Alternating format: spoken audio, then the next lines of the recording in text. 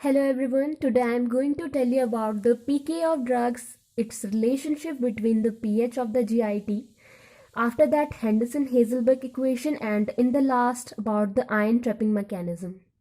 So first of all we have to know about the drug, that which type of drug are used. So the nature of the drug is weak acid and weak basic. Why the drugs are weakly acidic and weakly basic? Why these drugs are not strong acid and strong base? It is because if the strong acid and strong basic drugs are used, then they will get completely ionized and they will not get absorbed.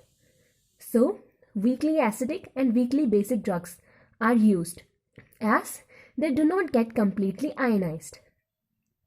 The example of weakly acidic drugs is aspirin, phenobarbital, and etc. And there are many more drugs which are weak acids. And the example of weak basic drug is morphine, atropine, ephedrine, and there are also many more drugs which are weak basic. Before starting this, we must have some basic knowledge about the pH, pKa. So what is pH? pH is the negative log of hydrogen ion. And pK is the negative log of acidity constant, or it is the acid dissociation constant. But here we are talking about drugs, so we will consider it as a dissociation constant for drug. So it will be used for both the acid and base. So don't get confused here. And also, what is pK? That it is the pH at which the drug is 50% ionized and 50% non-ionized. Okay.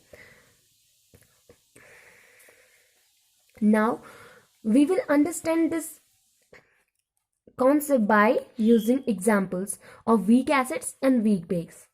So, we will take aspirin as the example of weak acid and morphine as the example for weak base.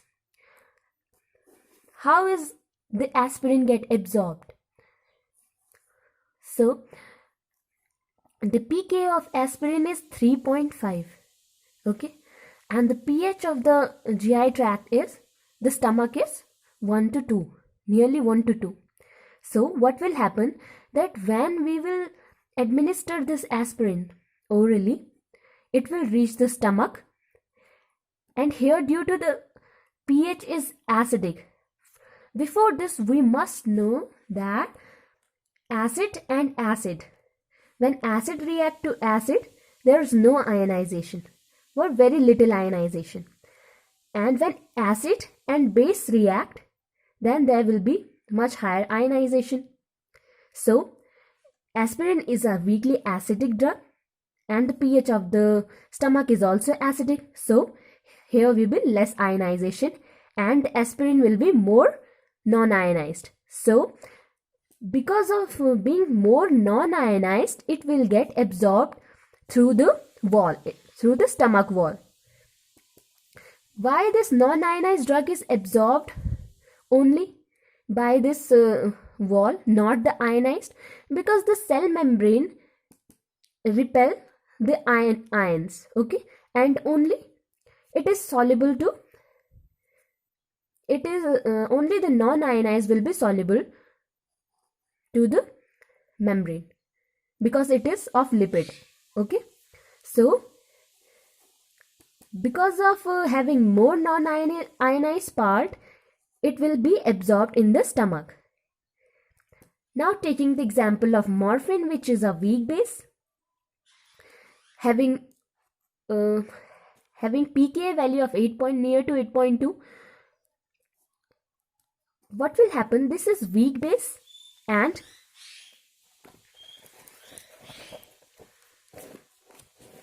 it is a weak base, and when it will reach the stomach, what will happen, it will be ionized more and its non-ionized part will be less, so it will be very little absorbed. And when it will reach to the intestine where the pH is higher, so what will happen, it is a weak base, and here the pH is also basic, so there will be no much more reaction and no ionization. So here the non-ionized part of the morphine will be higher than the ionized part, so it will get absorbed in the intestine more efficiently than in the stomach. Okay, so this is all the concept about the absorption of the weak acids and weak base.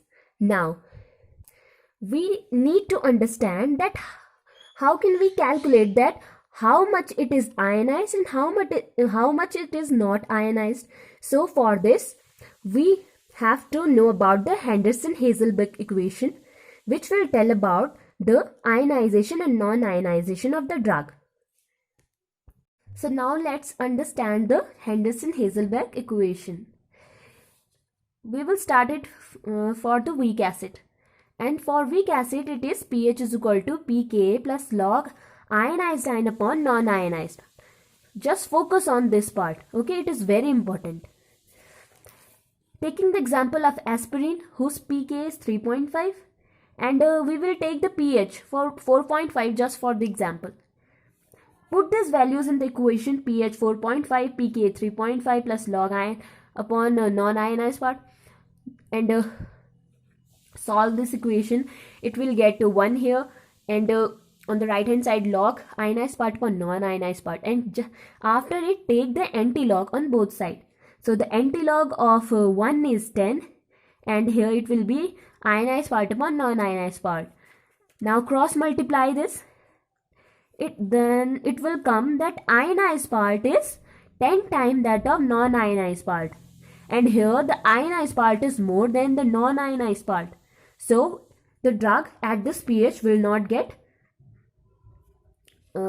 absorbed.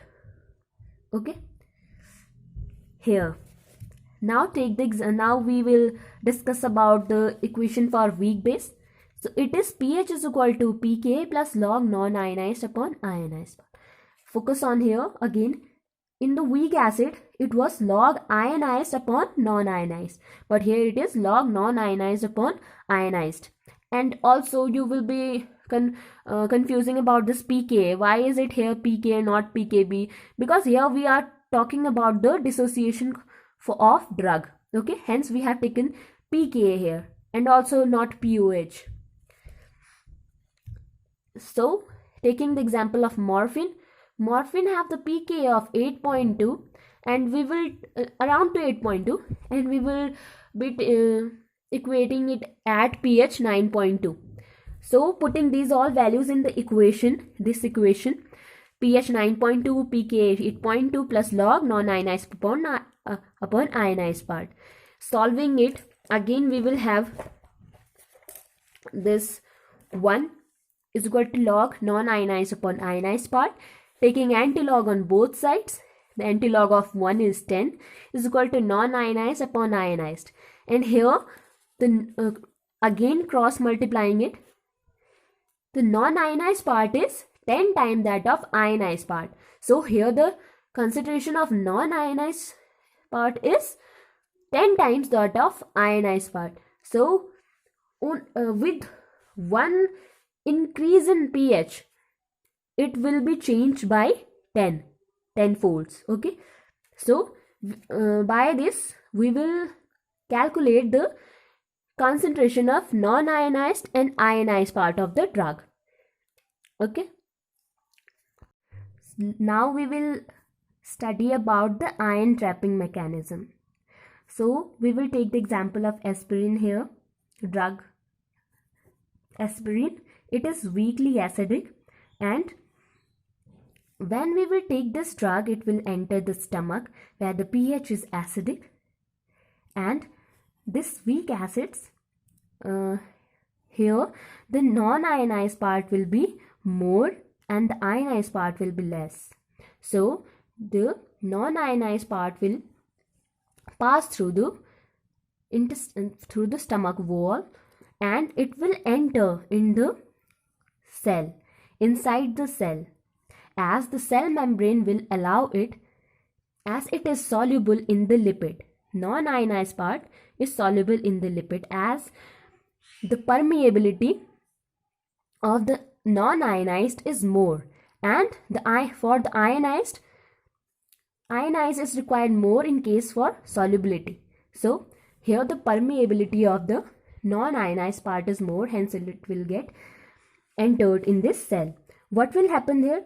As the unionized part enter inside the cell, again it will get converted and into ionized ion, and its concentration will increase. And how will it get ionized here? Because it is protonated. Okay, H plus ions are added to it. So here the concentration will increase,